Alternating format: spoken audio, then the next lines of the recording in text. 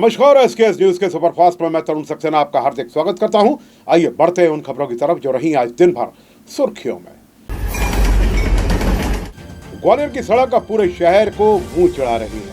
Om Nagar Mohite garden Vinaynagar में नई बनी सड़क चैम्बर के पास धंस गई।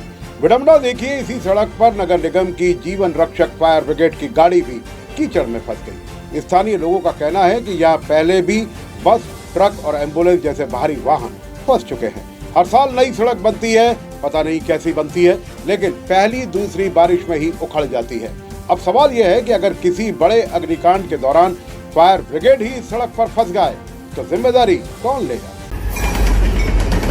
ग्वालियर के सीए से 21 करोड़ की ठगी के मामले में पुलिस को बड़ी सफलता मिली है। शाहजहांपुर से जिला पंचायत सदस्य और भाजपा नेता जगदीश मालवीय को गिरफ्तार किया गया है। आरोप है कि जगदीश मालवीय ने ग्वालियर सीए को निवेश और अन्य कामों के नाम पर 21 करोड़ रुपए की ठगी की। शिकायत के बाद से पुलिस उसकी तलाश कर रही है। गिरफ्तार आरोपी को ग्वालियर लाया गया है और उससे पूछताछ की जा रही है। कंपू थाना क्षेत्र अंतर्गत गुड़ागुड़ी के पास 5 अगस्त को हुई मारपीट का वीडियो अब सोशल मीडिया पर वायरल हो रहा है। आरोप है कि ग्राम चिनौर निवासी नवल किशोर कुशवाहा के साथ पूर्व सरपंच भारत सिंह कुशवाहा ने अपने साथ आए करीब 7 लोगों के साथ मिलकर मारपीट की। वीडियो वायरल होने के बाद मामला सुर्खियों में आ गया है। पुलिस ने पूरे मामले की जांच शुरू कर दी है। फिलहाल आरोपी के आधिकारिक पुष्टि पुलिस जांच के बाद ही हो सकेगी। देखिए, अभी चिरवाई नाके की एक घटना रिपोर्ट हुई है। इसमें उन्होंने बताया था कि हमारे साथ कुछ लोगों द्वारा मारपीट की गई, गाड़ी से उतर दी। हालांकि इस रिपोर्ट पर हमने इसमें अभी संज्ञान में लिया है। इसकी प्रकरण की हम जाँच कर रहे हैं। इसमें हमें कुछ वीडियो फुटेज भी मिले हैं, तो उसका भी अवलोकन उपरांत इसमें जो वैधानिक कार्रवाई होगी करेंगे। कारगिल शहीद सूबेदार नरेंद्र सिंह राणा जी की 27वीं पुण्यतिथि आज मनाई गई। वतन की खातिर अपना सर्वोच्च बलिदान कर देने वाले वीर को श्रद्धांजलि देने के लिए मुरार में भव्य सभा आयोजित की गई। कार्यक्रम में कई जनप्रतिनिधि और सैन्य अधिकारी शामिल हुए। शहीद परिवार और मित्र मंडल ने वहां सभी नगरवासियों ने बड़ी संख्या में पहुंचकर श्रद्धांजलि। जब एक सैनिक देश की सीमा पर खड़े होकर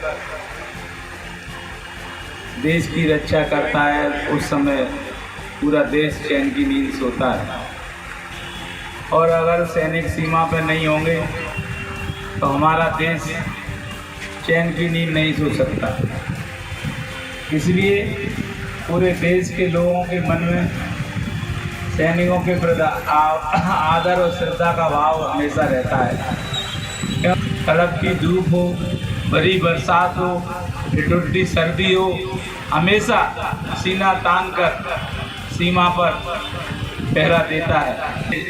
वीर शहीद, कारगिल शहीद सूबेदार नरेंद्र सिंह राणा जी को अपनी ओर से, अपने परिवार की ओर से, पार्टी की ओर से श्रद्धा सुमन अर्पित करता हूं और आशा और विश्वास व्यक्त करता हूं।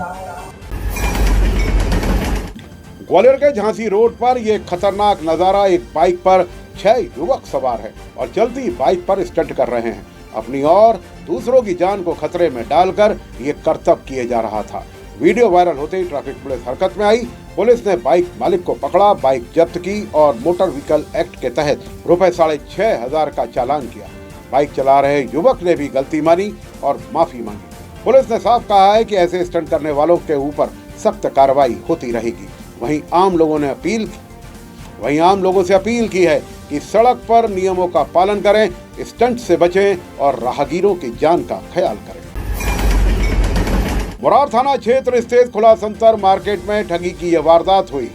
ठगों ने पहले से प्लान बनाकर पीड़ित महिला उजाला बाथम को निशाना बनाया। सीसीटीवी फुटेज में साफ दिख रहा है कि कैसे ठगों ने पॉलीथीन में नोटों की गड्डियां महिलाओं को दिखाई और लालच देकर महिलाओं से उनके गहने उतरवा लिए और मौके से फरार हो गए। खास बात यह रही कि ठगी करने वाले गिरोह ने एक महिला भी शामिल है। पुलिस ने पीड़िता की शिकायत पर मामला दर्ज कर लिया है और सीसीटीवी के आधार पर आरोपियों की तलाश की जा रही है। अति संवेदनशील महाराजपुरा एयरपोर्ट स्टेशन के गेट के पास बियर की बोतल में पेट्रोल भरकर फेंका गया। वायुसेना कर्मियों की सतर्कता से आरोपी को तुरंत दबोच लिया गया। घटना के बाद आईडी और डिफरेंट इंटेलिजेंस सहित तमाम सुरक्षा एजेंसियां सक्रिय हो गई। पुलिस के अनुसार आरोपी मानसिक रूप से विक्षिप्त है, जिसे फिलहाल ग्वालियर के मानसिक आरोग्यशाला भेज दिया गया है। देश के पहले टेलीकॉम मैन्युफैक्चरिंग जोन यानी TMZ को लेकर मुंबई में आयोजित इन्वेस्टर मीट में 2000 करोड़ के नए निवेश प्रस्ताव मिले हैं। इस मीट की सह अध्यक्षता केंद्रीय मंत्री ज्योतिरादित्य सिंधिया और मुख्यमंत्री डॉक्टर मोहन यादव ने की। अब तक इस प्रोजेक्ट के लिए कुल 5500 करोड़ रुपए के निवेश प्रस्ताव आ चुके हैं। इससे ग्वालियर चंबल अंचल में 18,000 से ज्यादा रोजगार बनने की उम्मीद है। मध्य प्रदेश की दतिया विधानसभा चुनाव में भारतीय जनता पार्टी की हार के बाद राजनीतिक हलचल तेज हो गई है। हार के कारणों की समीक्षा अब प्रदेश से निकलकर दिल्ली तक पहुंच गई है। पार्टी के वरिष्ठ नेताओं की लगातार बैठकों और चर्चाओं के संकेत मिल रहे हैं कि संगठन और चुनावी रणनीति पर गंभीर मंथन कर सकता है।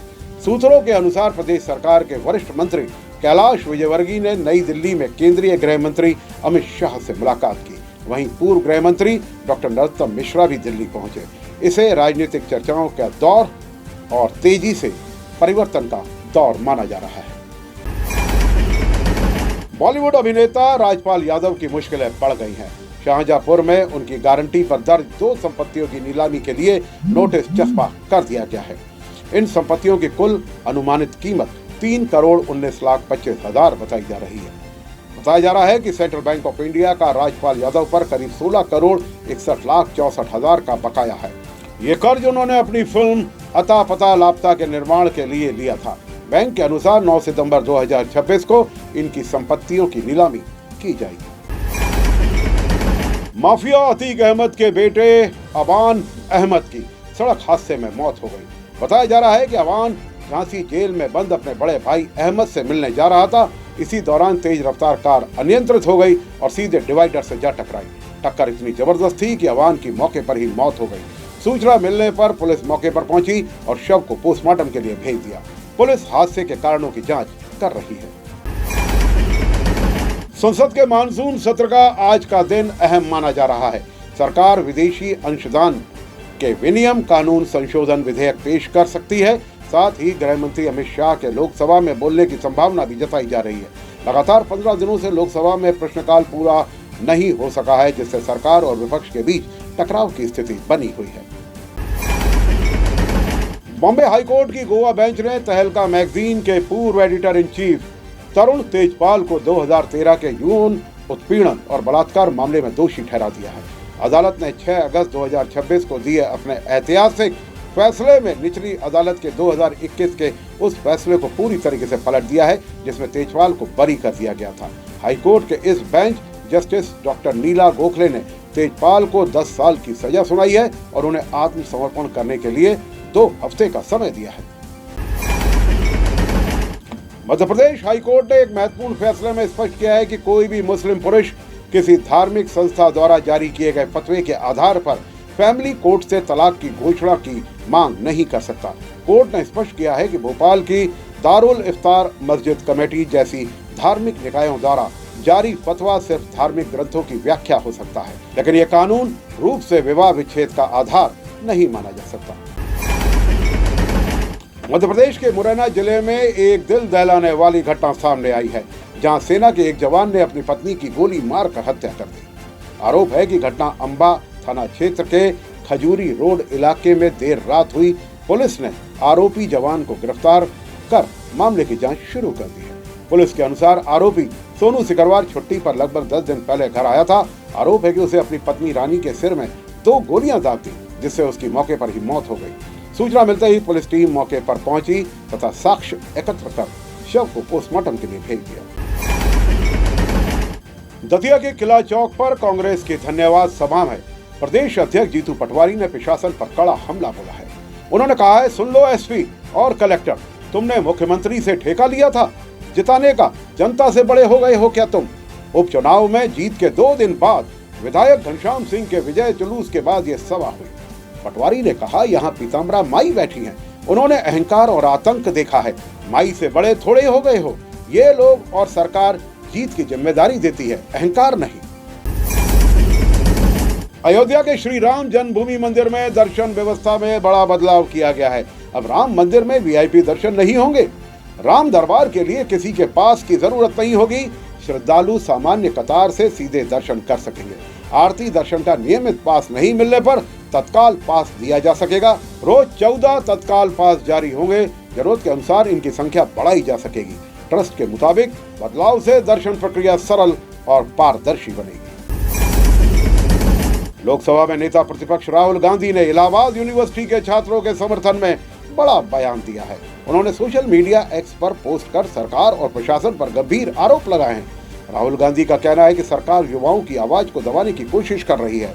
दरअसल इलाहाबाद विश्वविद्यालय के छात्र इन दिनों भारी फीस बढ़ोतरी और सीट कटौती के खिलाफ आंदोलन कर रहे हैं। छात्रों का कहना है कि इस बड़ी फीस की वजह से गरीब और सामान्य परिवारों के बच्चे की पढ़ाई बंद हो जाएगी। वे अपने भविष्य को बचाने के लिए सड़कों पर उतरकर शांतिपूर्वक विरोध कर रहे हैं। भोपाल में रक्षाबंधन के त्योहार से पहले किन्नरों के एक समूह पर घर घर जाकर जबरन पैसे मांगने के आरोप लगे हैं।